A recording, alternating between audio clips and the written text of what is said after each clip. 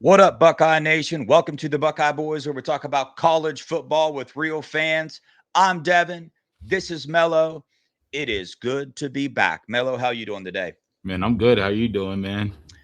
Bro, I'm blessed, man. Back at it, back to real life. Not hiking Right. in the mountains anymore, all that stuff. So, is what it is, dude. Life can't just be a vacation 24/7, you know?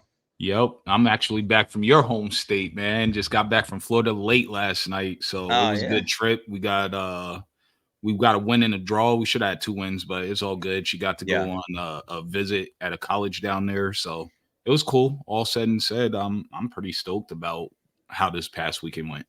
Yeah. Heck yeah. Good stuff. Well, a lot of things we could talk about. Been kind of a rough little bit of a go here. There's a lot of people talking about a lot of things out there. Jim Knowles in the defense, our defensive line, our defensive ends good enough.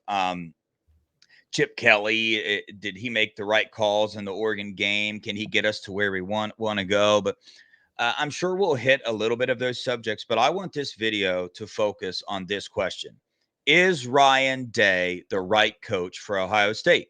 Um, I went back and forth on this a lot. But I know you have some stats to bring up. I have some stats to bring up, and we're just kind of dive into that just a little bit. So we'll start with a couple of stats with Ryan Day, and I will start off by reading this. This is from a 11 Warriors shoot, they typed up an article, and they said that Ryan Day has a 17-7 record against top 25 teams. That's a 70.8% winning percentage. He has an 8-6 record against top 10 teams, 57.1% success rate. And he has a record of 2-5 against top 5 teams. That's only 28.6% success rate. Now, for those 2-5 games, okay, they're talking about the 2019 Clemson game. That's when that's when Dobbins' touchdown was overturned, Wade's targeting, Fuller's overturned scoop and score. Um, would you consider that against Day? Are you going to hold that game against Day, or do you consider that, hey, we just got botched by the officials? Definitely the refs tried to play a part in that. Like I said, when you start introducing gambling into sports, like anything's possible. You've seen a ref in the NBA that came out and said he was cheating games and point shaving and all that. Yeah, So, I mean, it was quite clear that they were out to get us. We were the better team than Clemson that year. It should have been us versus LSU, and that would have been the natty that everybody wanted to see, the number one defense against the number one offense. I personally believe we would have won because of the Justin Fields um, as the X factor. People forget how good Justin Fields was in college, yeah, over 70% completion passing. And the major thing is he ran 4.340. So you're not yeah, going to keep him in the pocket if he scrambles. So yeah, for sure. Okay, so game number 2 that they're talking about, this is one of his wins, the 2020 Clemson game, where Day, I mean, his plan was beautiful. You know what I'm saying? Dominated, really good coach. It's 49-28. The game really, Buckeyes controlled the game the entire way. Game number 3 was COVID year against Bama, the 52-24 loss against Bama. I mean, I'm not going to say that like COVID was an excuse or mhm. whatever, but you kind of just want to say we were outmatched that game. That Bama team was pretty stacked and loaded. Well, What's you your could thoughts? bring up COVID because we lost a lot of the players didn't play. Yeah, But at the same time, and then you tack on that Trey Sermon got injured the very first series. But when it's all said and done, somebody, aka Kerry Combs, brilliant idea was to put Tough Borland on the Slim Reaper, which was just a ridiculous game plan. yeah, Honestly, I don't think even at 100% we would beat that team. That O line was one of the best O lines to ever play college football, and you had the Slim Reaper, and no, we didn't have anybody that could match up with him. So I think that's a wash. We'll lose in that regardless. They're just out have better yeah. better players. Okay. So far We have we have the loss against Clemson. That was clearly the officials decided who won that game. Then we Yep. have the win against Clemson, which was a very, very good win. Then we have the loss against Bama, which you just talked about now. And we have the 2022 win over Notre Dame. I guess they were a top 5 team. I know they lost 4 games that season. So Right. I don't know if you really can put that in the category or not. I guess if we're going to bring up the other games, you Right. got to bring up this one too. They were a top 5 team. Yep. So you can't pick and choose what you want to put in to the thing talk But about. some people are doing that. So Yeah, for sure. That was a 21-10, win our way. So, uh game number 5 um was a the 2022 loss to Georgia. We all know that one. So, I don't really I'm not sure how mad I can be at Day that game necessarily, because I think that it was a really good game. You know what I mean? That it was the explosive plays that game that really took us out. A new defensive coordinator that just couldn't quite figure it out. So I want you to keep that in mind too. You brought up Kerry Combs, defensive coordinator.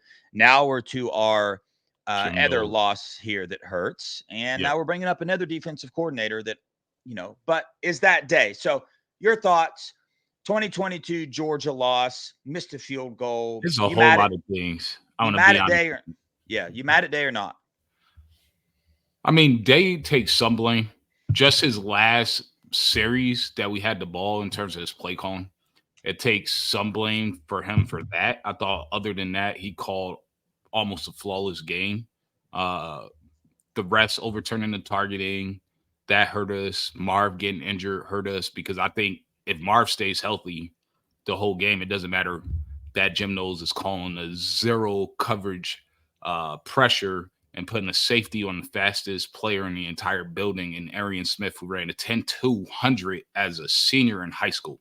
Just keep that in mind as a senior. So Yeah, he's clearly the fastest person, and he got on top of I think it was Lathan it so was. freaking fast Yeah, that Lathan slipped just like, oh wow, because that's a different type of speed. That's like legit. I could train for the Olympics and make it speed. So everybody gets a little bit of blame, and it also brings up what happened in Oregon in the last possession, in the last drive, and why they were throwing the ball instead of running it because yeah, of what happened in the last possession of Georgia. So people want it both ways. They want to blame Day, like, why didn't you run here? But you were also complaining, why didn't you pass here? Like yeah, you can't do that. Like, I'm sorry. yeah. So I think it Well, goes what all the way around. Yeah, yeah. So check this out. That Georgia game, Stover was out, JSN was Yeah. out, Mayan Williams was out, Trey Henderson was out, and by the fourth quarter, our best player on the field was out. And it was a very questionable call, the targeting call, Right. So I don't know how much I want to blame. I don't know how mad I am at Day for that game. If I had to pick what I was more mad about, it would be the officiating call against Marvin Harrison in the targeting, that whole debacle. But that's just me. You can pick several. You Right. just brought up several different reasons. You can hold on to whatever you want. I'm just not quite so sure that you can really. I mean, we lost by 1 point, missed field goal, had an opportunity to win the game, just didn't go our way. Right. Another 1 point loss that came down to something that just didn't quite go our way. So the sixth game was the 2023 Michigan, the 24-30 loss. Now, depending on your point of view on the cheating versus not cheating, um, didn't really see anything officiating wise that we can blame for that game. I believe we had plenty of opportunities to take that game over and win that game. Just didn't happen. So, where are you at with that game? And See, I'm Ryan Day, giving for all the last 3 Team Up North games, I'm giving Day a pass because we clearly know gotcha. they were cheating. Yeah, So, with that being said, we still could have won the game if Kyle McCord doesn't trip at the end or doesn't throw that interception on that slant route and give Michigan 7 points in the beginning. Does he get a little bit of blame? Of course he does. I mean, yeah, he opted for a field goal that was pretty far. He didn't go, he wasn't aggressive enough on the fourth and shorts, but he also, looking back at it, he also didn't trust his quarterback. So a lot of yeah. that's into play. So I would say I give him a pass for all the Team Up North games for the past 3 years. So That's Gotcha. where my perspective is, because I think the cheating did affect the outcome. You could also look at it another way, and the fact that we lost by 6 points with Kyle McCord as our quarterback to the national champs. Right. That's also Exactly. pretty. We had Kyle McCord, bro. So, Yeah. yeah, me with that game, I'm like 50-50. I'm pretty up to date. Made some stupid mistakes that game, but it was just another one of those games. Didn't quite go his way. Game number 7 was the most recent game. Hmm. Okay. 1 point loss. To be honest with you, um, it's like the same story, bro. It Because really is, right? check it out. When you get in these top 5, when you get in these top 5 matches, let me Hmm. ask you this. Can there be a different story? Because all right, there's the other side of it where you win. Okay, you Hmm. win and then we don't have these conversations. But when you lose a top 5 matchup, is there any other way to lose it other than like something doesn't go your way or one or two plays or something? Because that's all we're talking about here. We're not talking about, we got blown out against Bama COVID year. That was COVID year. But all these other games, like you expect it's top 5 matches against equal teams. So it's going to go somebody's way. One or two plays, one or two calls is going to go somebody's way. It just hasn't gone Day's way. Now, for this game, it shouldn't have been one or two. It shouldn't have been that close to begin Hmm. with, in my opinion. I just think we have the skill and the talent. But where are you at with this last game? And Ryan Day specifically, not Jim Knowles. Now, I understand Ryan Day's the head coach, but we're talking Right. about Ryan Day right now. Where are you at with Ryan Day in this last game? I thought he did. I thought at the end he kind of mismanaged the time. So I'll fault him on that. That's the only fault I'm giving him, which is I guess is kind of big, but Yeah. I can't say it's all his fault. I can't say that. I mean, ultimately, it's his fault because he's the head coach, but I can't blame him 100%. What about you? You were there. What did it feel like when you were there? Um, so there in that moment, uh, I wasn't upset at Ryan Day. We had an opportunity to win the game. Like even if it shouldn't have been that close, we still had an opportunity. Still drove the ball down to the 28-yard line. Had a 45-yard field goal, and yet again, we're on the wrong end of an officiating call. You know what I mean? And then Will Howard slid down, and they decided the game was over at that point in time. So you can get into all the other stuff, but these are facts. Okay. We were in field goal range against the number 1 team in the nation, 5-hour flight, Autzen Stadium, and we didn't. I'm just going to assume we make that field goal. That's what I'm going Right. to assume. I think we make it. You know what I'm saying? It's a 45-yard field goal. He's going to make it. But the only reason people are having this conversation is because an offensive pass interference was called. Hmm. So, therefore, if that's the only reason we're having that conversation, how mad are you? How mad am I at Day over the offensive passing interference call? I'm not. Right. I'm just not. I get the other side of it, but like this is the fact. If that didn't get called, then we kick a field goal, we make it, we win the game. Then everybody's like, "Congratulations, Day, good job." Nobody's questioning Day, but it's so crazy, dude. It's so hard to have this conversation because then at the other side of it, you see what happened on the defense. What's your thoughts about what I just said? No, I agree 100% with what you just said. Yeah, I don't think it's Dave's fault. I I'm just flat out. I know we're not getting to that point yet, but we're I, there now. So go ahead yeah, and do your thing. I put it all on the DC personally. Yeah. And I got some stats I want to read out to you. Okay. I read this out at the last live stream that I did with Bread, but Hold on, real fast before you let me. Since we just went through little Ryan Day's thing, yeah, yeah, is Ryan Day the right coach for Ohio State? I believe so. And here's where I'm at with it. In order for me to change my opinion, Day and this team would have to miss getting to the natty. If they don't reach the natty, then my opinion is subject to change. I'm not saying they have to win it, but they need to at least make it. They need to play in that game. Yeah. If they don't make it, then my opinion is going to change. But as of right now, Day is the right guy.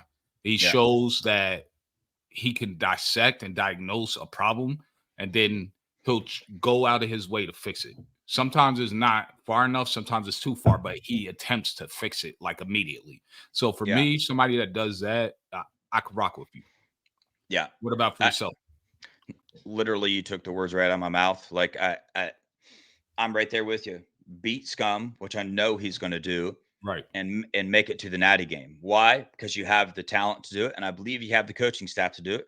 He's just got to reel him in a little bit. Like, it wasn't that bad, bro. You know what I Yeah. mean? We lost to 1 point, the number one team in the nation against at Autzen Stadium. I was there, Right. and we turned the ball over twice. The onside Hmm. kick, that's a turnover. We turned the Right. ball over twice, bro. And all these, the Oregon fans are saying that they left a lot of points on the table, bro. They left 5 points on the table. We Right. turned the ball over twice. Okay, so that's a little And bit. don't even forget those false starts where you said your brain was shaking. That Yeah. whole drive, that killed that entire drive. Well, hey, I got news. One of those false starts was a bunch of bull crap as well. So freaking G. Scott's hand was shaking a little bit, and they called false start. But anyway, Yeah. we won't get into that. So, Right. but yeah, man, I like Ryan Day. I think he's an elite coach in Right. college football. I think that, you know, I think there's maybe three other coaches in the nation that have better records than he does. That's Kirby Smart, Nick Saban, and Urban Meyer. Maybe Dabo. Maybe he does too. But I mean, Jesus, dude. Like, come on now, Ohio State Hmm. fan. Ryan Day's good, bro. Look what he's done to this team. Look at the roster that he has. And like you said, I don't think it's realistic to make changes as fast as Ohio State fans want Ryan Day to make changes. Right. I just don't think it's realistic for that to happen. You can't just snap your fingers and all of a sudden Jim Knowles is better at calling defensive plays, Right. or Larry Johnson is better at getting with the program. You don't just snap your fingers and that crap happens. You know what Yeah. I'm saying? So now I know you have some very interesting Oh yeah. stats to read out. So I read this on the last live stream that I did with Brad last week. Jim Knowles in top 5 games while being the DC at Ohio State. In 22 against Team Up North, he gave up 530 yards. 22 against UGA, 533 yards given up. 23, Team Up North, 338 yards. 24 against Oregon, 496 yards, which equals 1,897 yards and 149 points. Also, another fun fact, against in all those games, including the Missouri 23 game, the defense didn't force a single punt in the fourth quarter, which is winning time. So to me, Jim Knowles is on the hot seat for me. Like, I am judging what he's going to do from this point out, because we're only going to go as far as he puts the players in position to do. If he puts them in the right positions week in and week out, we're winning the natty. If he doesn't, we could go as far as missing the playoffs altogether. So he's on the clock. Yeah. You know who's on the clock for me, and you Who? brought this up. This is what is your number one point for our loss in Oregon. Whoever is directly in charge of subbing players in and out of the game, whoever that is. Now, everybody can say, well, that's Ryan Day. That's Ryan Day. No, we don't know that. You don't know. Right. Ryan Day maybe trusts Jim Knowles. Maybe he trusts Larry Johnson to make the right decision and he lets them do their job. That's what you're supposed to do as a leader. That's what you're supposed to do as a head coach. Trust people you put in positions, let them do their job. If they make a mistake, you address it afterwards. Well, now it's time to address it. This is it. This is the cherry on top. There's no more questions about it. It has to be addressed. It has to be fixed. I mean, dude, I was at the stadium watching the game. The fourth quarter, our defensive ends, our defensive tackles, dude, they were wore out. Mm-hmm. Wore out. It was so obvious, dude. I mean, it was so obvious. And you got, I don't understand. Do they not trust our backups enough? But at that point in time, it doesn't really matter if you trust them or not. The dudes are wore out on the field. What good? Somebody with more energy is gonna be way better off Yeah, than. absolutely. So whoever that is, if it's Jim Knowles, then bruh, change something. If it's Larry Johnson, you change something. So like I am holding my judgment until we see Penn State. Yeah. Dude, these other tackles, our backup tackles need to be in there. Our backup defensive ends, they need to be in there. If JTT and Jack Sawyer can't get the job done, get them out of the game. Put somebody else Yeah. in the game. If Denzel Burke's getting burnt, put somebody else in the game, bro. This is about winning the game. Give them a break. Let them get their mind right again. Yeah. If Burke's getting burnt over and over again, take him out. Let him calm back down. Talk to him a little bit. Like, I don't know, man. So that's the most frustrating part to me. And you really opened my eyes to that because I really didn't see that watching the game. It was till Yeah. after the fact. But it's not just the Oregon game. Like, look at all these other games. Like go back. I'm interested to do that. I'm going to go back. I'm going to watch these other top 5 matches. And Yeah. since Jim Knowles has been here, and let's look at how many times are we subbing in and out, you know? Yeah, I'm with you on that. Also, talking about the subbing since we're right here, Brad brought up a good point on the last live. I don't know if you caught it out there in good old Green, Nah, Oregon, I wish but I would have been there for that one. I wanted to yeah, ask Brad so many questions. I'm sure you did though. I need to yeah, go back and watch we it. can ask him some questions tomorrow. We'll see him. Yeah. But he said he made a very valid point. I think me, you, and Brad had this conversation before. I'm not sure if it was off the camera or on or both. But I think you actually brought it up too, to be honest with you, about how they're putting Kenyatta Jackson and Caden Curry as D tackles in the rushman package Yeah. instead of Jack Sawyer and JT, who are bigger than them and Yeah. not as fast or quick. Like, it doesn't make sense. Like, I don't understand what's going on. It's just not logical. Like, No. somebody has to make this make sense. Somebody has to ask these questions at the pressers. I know both of us have some connections to some people on the beat, and we're gonna have to Yeah. just hit them up. Like, yo, you have to ask them, why are they doing it? It makes zero sense to put your Well, thinner, more leaner lineman on the inside. hey, to be honest with you, I did reach out to somebody. I did ask them. Their response was it would do no good asking that question because they would get a bullcrap answer. It would just get pushed off on somebody. But still, if you keep asking the question over and over again, eventually you'll find the right person, and maybe it'll open their eyes. Because I agree with you. And not only that, Yeah, but you put in the Rushman package, right? And you wonder why there was no rushing being done in the Rushman packages. That's because you had 2 defensive ends that have played the entire game, still on the field, absolutely wore out when Oregon's running tempo. yeah. You got a team running tempo Mm-hmm. and you are not subbing in and out of the game. I mean, last year, Notre Dame game, Tyleik Williams could hardly stand freaking up. I mean, we won that game by the skin of our teeth. Why? 10 man. Yeah, yeah, bro. Like, so if I could point to one thing, it's that. And I do want to go back. I want to watch the Georgia game, even though I don't put that on day. I'm interested. I want to see Yeah. how much subbing was done on the defensive side of the ball. And I'm just going to put this out there. There's just something inside of me that really feels like Larry Johnson is behind not subbing in the D line. I don't know why. Hopefully, I'm way wrong. Maybe I shouldn't even put that out there, but I just am. I just have this feeling that that's just something that he wants to hold on to. I don't know. Like, that's his last grasp of power. Hey, I'm in charge of subbing. I want these guys in there. But let's just I mean, do you want uh, a Tyleik Williams, a Ty Hamilton, a Jack Sawyer, and a JTT or that's super tired, hands on the hips, can hardly even get up out of their stance? Or do you want 4 energized guys? Maybe they don't fit all their run gaps from time to time, but they full of energy. Then go in there and put in way more of an effort than these guys can. Which ones do you want? To me, it's very obvious. It's not even a debate. Right. Like, put the players in that are rested. So, Yeah. you know, And I'm gonna push back a little bit. I think it's Jim yeah. Knowles with the final say. Okay. Yeah. I think he That's, decides the rotations and all that. I think LJ is there to train him and he gives his input, but I think it's Jim Knowles with the final say and the veto yeah. power. And depending on the scheme that he calls, then that dictates who's going to be in, depending on the packages. So I Yeah. think a lot of that has to do with that with Jim.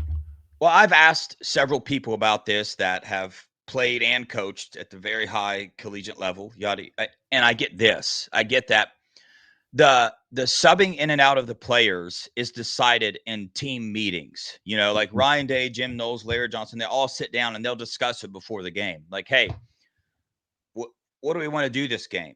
And ultimately everybody decides, hey, um, we need our starters to give us everything they got this game. Yeah. Or, hey, we need to make sure our starters have enough rest for the fourth quarter. The fourth quarter is the most important. We know the fourth quarter stats for Jim Knowles' defense. We're losing. I think Ryan Day, the fourth quarter of all his top 5 losses, is being outscored 69-17, and they have not forced a punt in the fourth quarter on all those losses. So, Right. but again, it's so obvious because even in the Oregon game, we stopped their run game the first half. The second game, they start running. Why? We're freaking wore out. Like the Yeah. tempo the whole game. So somebody in there, Ryan Day, Jim Knowles, Larry Johnson, I don't care who, somebody needs to stand up and like point out this very obvious thing that's going on. And to me, it needs to be Day. It needs to be Day. First off, there's just too many brilliant minds in the room on both Yeah. sides of the ball for this BS to be continuing. So to me, Day needs to take a hold of this program and this defense because honestly, if you're not doing it this year, you're going bye-bye, kid. So you Oh might as well yeah. just own it and take control of it and start dictating what you want. And that's Yeah. where it needs to go. You need to put your foot down. Let me ask you. Mhm. And there's a fun, nice little question. What if, and I don't want to hear none of this. If you're watching the video in the comments, don't put that out in the atmosphere. Nah, whatever, bro. But Yeah. what if Ryan Day loses to Penn State but beats Scum? He still has to go to the Natty regardless. Yeah. So, I Can mean, we that's what it still boils down can to. we still make it? Yeah, but they'll probably be like a ninth seed or something low. Yeah. You know what I mean? Yeah. So he still has to make it to the Natty. Okay. All right. So we both agree we're a little upset with Ryan Day over the Oregon game, especially because, and correct me if I'm wrong, we have kind of narrowed it down together that Ryan Day needs to take charge of the subbing in and out, specifically of the defensive line. Um, so what does that look like? What do we need to see, and when do we need to see it?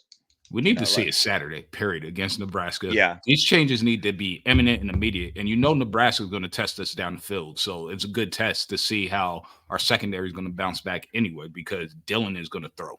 That's what yeah. Nebraska is going to do. But let me ask you this: Uh-huh. they were doing it before the Oregon game, were they not? Yeah. Yep. Weren't they? Weren't they Yeah. subbing in and out, giving people opportunities, giving people chances? I mean, Arvell Reese was getting in a lot. Right. K-Mac was playing a lot. Mitchell Melton, all of them, they were playing a lot more snaps than they did in Oregon. So it's like, for me, even if I see it in the Nebraska game, I don't believe it. I don't believe it. Like, it Well, this feels got to like, continue. If I don't see it in Nebraska, then you already know it's not going to happen. yeah, I You know feel what I you mean? there. So, like, Yeah, I have to see it at Nebraska to believe that it's possible that they're going to continue it, and it's going to be a week by week basis, right? Like, yeah, it's a trial. They're on the stand testifying yeah. right I now, know. and we're going to see if you really stand by what you say. But like, there's no reason Arvell Reese should only have 4 snaps in the game. I don't care. That's ridiculous. That's Yeah, insane. There's no reason K-Mac only has 13 snaps. I think he got against Oregon. I'm Like looking it up. he should be up there, man. Um, we haven't seen Edric Houston in forever. Kenyatta Jackson, he's getting playing time, but sometimes they're mismanaging how they're using him. Caden Curry, the same. Mitchell Melton, he isn't getting that much snaps. Like, we have the talent and the depth to rotate. We need to rotate. Yeah, And as simple as that. And also, Jermaine Matthews was our highest graded out cover corner in the entire country last year. yeah. So He needs to see the field. I know Ohio State fans, I know you've heard this 100 times, but I've got to read this just to make our point. We've been talking Yeah. about it. Jack Sawyer, 59 snaps. JT, 55. Kenyatta Jackson, 17. Caden Curry, 12. Mitchell Melton, 9. All right. Yep. Defensive What about defensive K tack, Mac? bro. Defensive tackles. Here I go to the tackles. Tyleek Williams, 52. Ty Hamilton, 50. K Mac, 11. Jason Moore, 5. Hero Canoe, 3. Like, That's not dude, gonna work. come on, bro. Linebackers. Jesus H, dude. Linebackers. Cody Simon, 68. Sonny Styles, 68. CJ Hicks, 4. Arvell Reese, 4. Gabe Powers, special teams only. What has Gabe Powers done this season to only? Did you tell the people your theory on Gabe Powers? Because I think there might be some truth to that.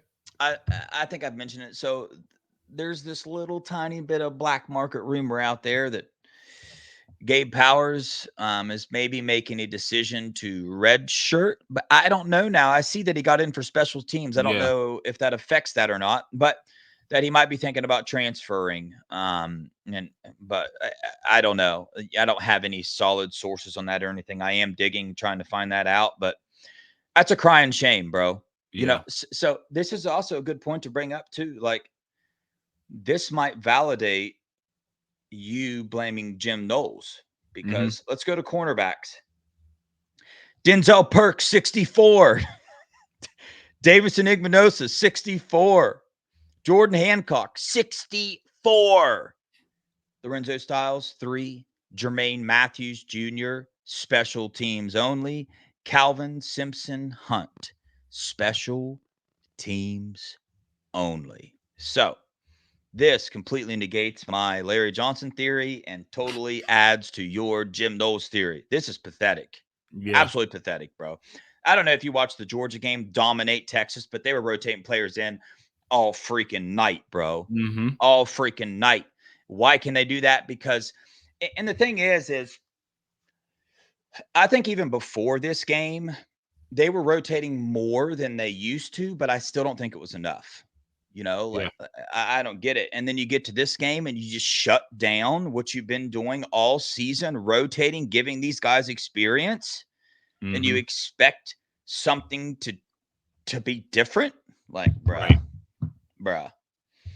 Why would you not? The defense has been doing pretty good. Why would you not continue doing what you were doing? But anyway, yeah, there we go. Also, man, I wonder what.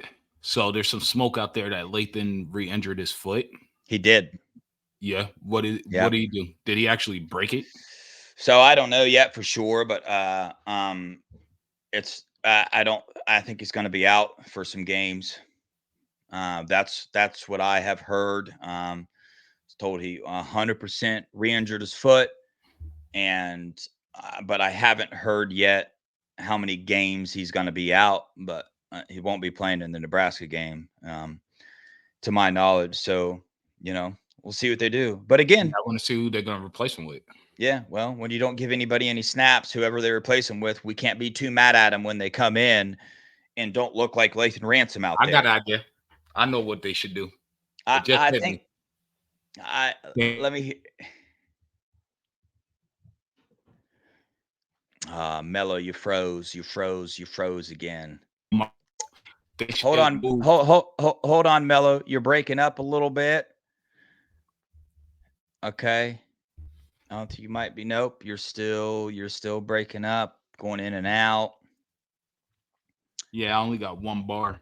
Can you All hear me? right. So I can hear you. So say your idea. We got to get your So they idea in should before move Hancock to safety and bring in Jermaine Matthews.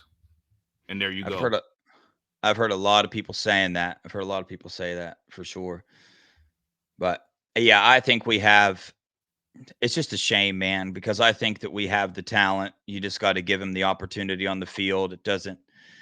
I don't know how I would feel if I was Jermaine Matthews to watch that game happen and to not get in. I, I just don't know, man. Especially in today's day and age, like transfer portal, nil money, all that stuff. Why would you do that, bro? Not only that, but It's your best chance to win the game. Your best chance to win the game is not Denzel Burke getting burnt over and over again. How obvious does it need to be? I don't.